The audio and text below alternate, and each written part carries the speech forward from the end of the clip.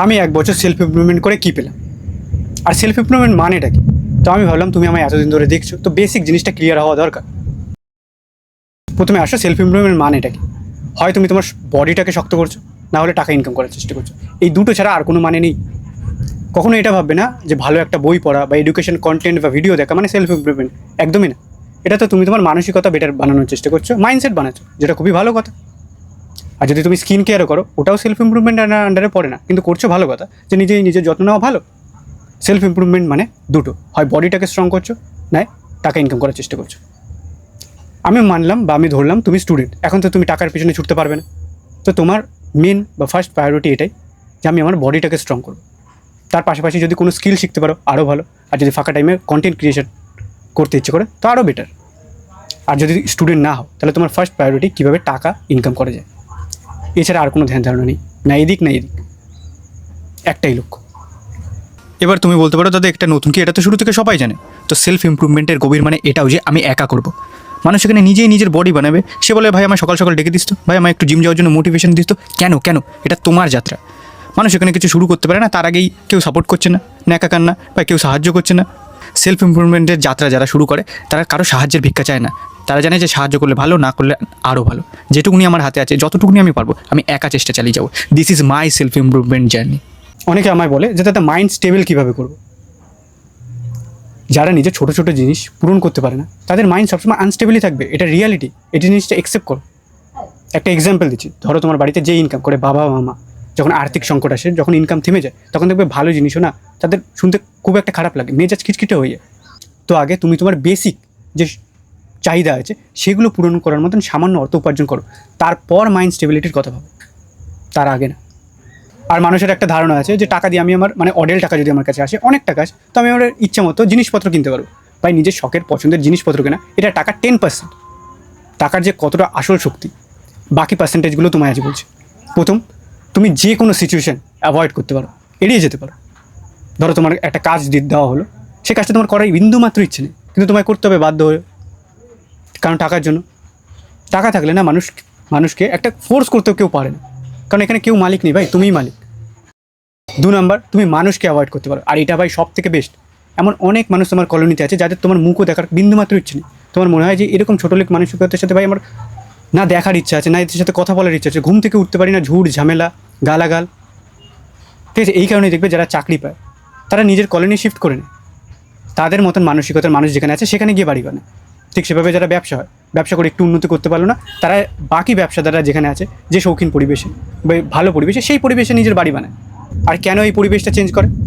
কারণ ওই যে ইচ্ছে নেই বিন্দুমাত্র কথা বলার। এমন অনেক আত্মীয় স্বজন আছে, এমন অনেক টক্সিক ফ্রেন্ড আছে, এমন কলোনিতে অনেক লোক আছে, কিন্তু কথা বলতে হয়, কারণ একই সোসাইটিতে যেহেতু আমরা থাকছি, তাদের সাথে চলাফেরা করতে হয়। কিন্তু টাকা থাকলে মানুষের কাছে, সে মানুষকেও অ্যাভয়েড করতে পারে। 3, অ্যাম্পলিফিকেশন। টাকা না ভালো হয় না খারাপ হয় না, টাকা তোমার ভিতরে যে ব্যক্তিত্বটা আছে সেই ব্যক্তিত্বটাকে টেনে অনেক বড় করে, মানে সেটাকেই বাইরে নিয়ে আসে। এক্সাম্পল দিচ্ছি, ধরো একটা বাচ্চা ছেলে বা মেয়ে, তার মনে না ভালোবাসা আছে, দয়া আছে, করুণা আছে। তো সেই মানুষটা যখন বড় হবে, তার জীবনে যখন টাকা আসবে, তো তার ভেতরে সেই ব্যক্তিত্বটাই আরও বেরিয়ে আসবে। মানে সে আরও মানুষের সাহায্য করার চেষ্টা করবে, প্রকৃতিকে সাহায্য করার চেষ্টা করবে, পশুদেরও সাহায্য করার চেষ্টা করবে। কখনো যদি সাহায্যের অপশান আসে, সে নিজের হাত গুটিয়ে নেবে না, তার সেই ব্যক্তিত্বটা আরও বেরিয়ে আসবে। আর যে ধরো কৃপণ, ছোটোবেলা থেকে হাড় কিপটে, হারামিপনা, তার জীবনে যখন বড় হবে আর তার জীবনে যখন টাকা আসবে অনেক, তো তার ভিতরে সেই হারামিপনাটাই বেরিয়ে আসবে, লোককে ছোটো করা, ডমিনেট করা। আর 4, ইমাজিনেশন। তুমি তোমার যে কোনো ইমাজিনেশনকে রিয়ালিটিতে কনভার্ট করতে পারো। এই যে একজন কেউ ইমাজিনেশন করেছিল মানুষ একদিন আকাশে উঠবে, তো কি ভাবলেই হয়ে যায়? না ভাই, ওই প্লেন বানানোর জন্য অনেক টাকা লেগেছে। এই যে মানুষ ভেবেছে একদিন মহাকাশে যাবে, ভাবলেই কি হয়ে যায়? না, টাকা লাগে সেরকম সামগ্রী জোগাড় করতে, সেরকম জিনিস বানাতে। তাই টাকা থাকলে মানুষ তার ইমাজিনেশনকে রিয়ালিটিতে কনভার্ট করতে পারে। 5, তোমার কাছে যদি অনেক টাকা থাকে, তো টাকা না তোমাকে তোমার চোখে হিরো বানিয়ে দেয়। এখানে আমি আরেকটা শব্দ জুড়বো, নায়িকাও বানিয়ে দেয়, কারণ আমাকে ছেলেও দেখে, মেয়েরাও দেখে। আজ যে তোমার দুঃখ আছে, কষ্ট আছে, পারিবারিক অশান্তি আছে, মানুষ ছেড়ে যাওয়া আছে, কাল যখন তুমি সাকসেসফুল হয়ে যাবে না, যখন পিছনে ঘুরে দেখবে না, সেই সব জিনিসগুলোকেই থ্যাংক ইউ বলবে, আর বলবে বেশ হয়েছিল ভাই, ওগুলো হয়েছিল বলেই আজ আমি এই জায়গায় দাঁড়িয়ে আছি। কী হলো? মানে যে জিনিসগুলো আজ ভেবে আয়নার সামনে দাঁড়িয়ে চোখ দিয়ে জল পড়ে, সেম ওই জিনিসগুলোই আর আফসোস থাকবে না, তোমায় তোমার চোখে স্টার বানিয়ে দেবে। এটাই টাকা। এবার বলি আমি 1 বছর সেলফ ইমপ্রুভমেন্ট করে কী পেলাম।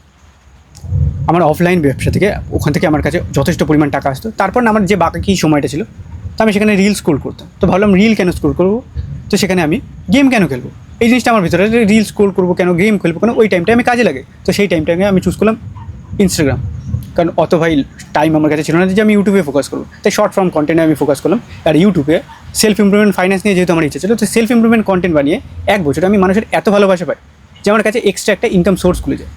মানে অনলাইন একটা ইনকাম সোর্সও আমার কাছে ওপেন হয়ে যায়। মানে অফলাইন থেকে তো আসতোই, আর অনলাইনেও একটা এক্সট্রা ইনকাম সোর্স আমার তৈরি হয়ে যায়। আর প্লাস ফেম, এই জিনিসটা না আমি তোমায় বলে বোঝাতে পারবো না। আমি যদি অফলাইন থেকে 2 লাখ টাকাও ইনকাম করি, আমায় কে চিনবে? আমি যদি 10 লাখ টাকাও ইনকাম করি, কে চিনবে? কিন্তু অনলাইনে এখানে যে 50,000, 60,000, 70,000 মানুষ আমায় চেনে, আমায় ভালোবাসে, তাদের মনে আমার প্রতি একটা সম্মান আছে। এই যে ফেম, এই ফেম জিনিসটাও আমায় জুড়ে দিয়েছে। আর আমার লক্ষ্য না ভাই, আমার সব দিক দিয়ে বেটার হতে হবে, সব দিক দিয়ে, লুক ওয়াইজ, পার্সোনালিটি ওয়াইজ, মাইন্ডসেটে যেন আমার একটা মানসিক শান্তি থাকে। আমার আশেপাশে আমি এমন লোক রাখতে চাই যাদের সাথে কথা বলে আমার মনে একটা খুশির ভাব আসে, মজা আসে। তাই বলি আমার সব দিক দিয়ে বেটার হতে হবে। এবার যদি আমি তোমায় একটা মনের কথা বলি, মানুষ না একটা সময় আসলে আমার কথা ভুলে যাবে, কিন্তু আমার ব্যক্তিত্বটাকে মনে রাখবে। তুমি নিজেকে প্রশ্ন করে দেখো, আমি কত কন্টেন্ট বানিয়েছি, কত আমার কথা তুলে ধরেছি, কতগুলো তোমার মনে আছে? কিছু কিছু মনে আছে, কিছু কিছু মনে নেই, কিন্তু আমার ব্যক্তিত্বটা তো আমার বিন্দাস মনে আছে। যে ভাই ছেলেটা কিন্তু নিজেকে আস্তে আস্তে পরিবর্তন করছে, আর ওই পরিবর্তন আমরা দেখতে পাচ্ছি। বাকি ছেলেটা কিন্তু ভাই একটা আলাদা মানসিকতা, মানে ওর মানসিকতাই আলাদা। যেখানে বাকিরা প্রেম, বিরিয়ানি, কমেডি নিয়ে ব্যস্ত, সেখানে ছেলেটা গ্রোথ চুজ করেছে।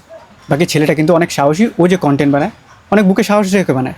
প্রধানমন্ত্রী হোক বা মুখ্যমন্ত্রী হোক, ও সবাইকে ক্রিটিসাইজ করে যুক্তি দিয়ে, ছ্যাবলামো করেন। বাকি ওর অফলাইন বিজনেসেও কিন্তু ভাই প্রচুর পরিশ্রম করে, মানে এসিতে বসে থাকা শৌখিন ছেলেও না। আর ওর ভিতরে একটা বাঙালিয়ানা ইমোশন আর সত্যের ছাপ পাওয়া যায়। আর এই ক্যারেক্টারটাই, এই ব্যক্তিত্বটাই তোমার মনে একটা গভীরত্বের ছাপ ছেড়ে যাবে। আমি না কথায় কথায় সবসময় এই কথাটা বলি যে আমার কন্টেন্ট ক্রিয়েশনের টাকা আমার নিজের অডিয়েন্সের প্রতি ওড়ানোর ইচ্ছে আছে। এই যে ভাবনা চিন্তাটা, এই যে ব্যক্তিত্বটা আমার ভিতর কোথা থেকে আসে? তাহলে তুমি ছোট্ট একটা গল্প বলি। আমি যে স্কুলে পড়তাম, যে হেড স্যার, আমরা না তাকে ভাবতাম সে জল্লাদ, মানে এত রাগী ছিল। আর্মি অফিসার ছিল।